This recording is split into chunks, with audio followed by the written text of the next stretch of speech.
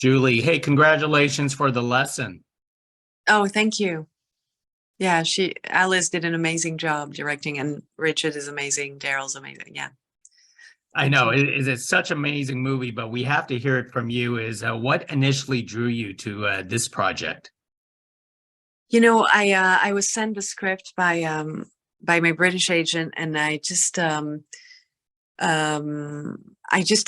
in love with the script. I was taken. I was intrigued. I don't know. The subject spoke to me. I'm not really sure why, but I guess this character of Sinclair being such you know destructive, creative, egomaniac writer, kind of, I don't know, maybe I've somehow met people like him or been around people like him. I've seen people like him destroy people's life. And, I just was super intrigued. And the story was where it really took me.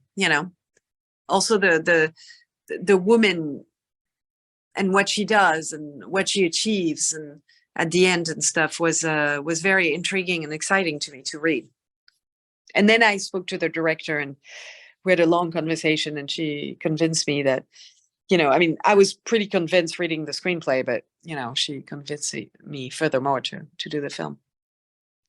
Now, how do you describe a character like Hélène that you actually play? Because she's such an observer, a watcher in the film, and we're just like waiting for the other foot to come down. Yeah, basically that's what I like about her. I read the script a couple of times before it really sank in. Like, I realized that many times it was just description, of what she's doing, and she's just looking and she's not talking, which is very, and also it's this kind of, this part of society where it's the opposite of what I come from, with artists that are very giving and loving and everyone say what they think. And, there's no hidden anything, right? So for me to play a character like her, where most things are unspoken about, or no one discusses things, or, it was very interesting to me to explore that.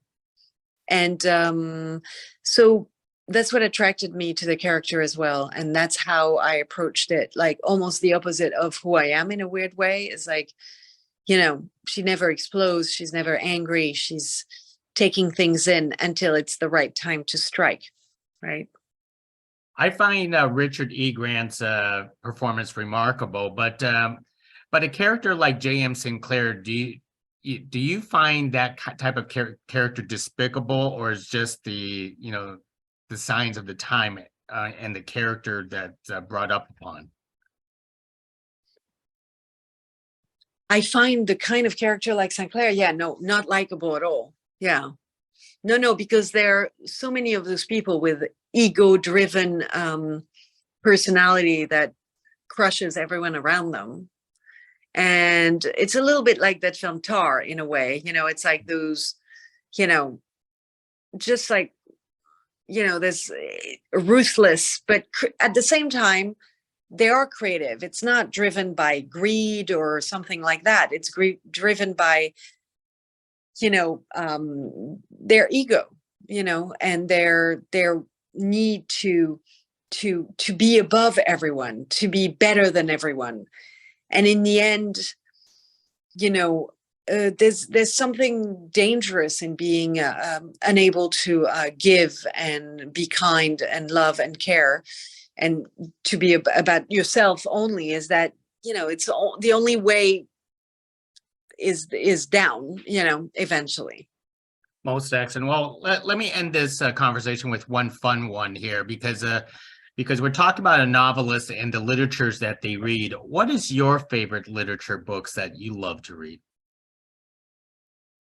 I love, strangely enough, I like, not strangely enough, but I haven't read books in a while, but I really loved, one of my favorite writer was a guy named Hubert Selby Jr., I don't know if you know who he is. He wrote Last Exit to Brooklyn. He wrote The Demon. He wrote, and it's very, very, very dark. And I like Welbeck also, and it's very, very, very dark. I like very dark writers, you know, and because it's a side of me that I don't really, you know, it maybe because I'm not that dark, but I'm intrigued by dark, you know.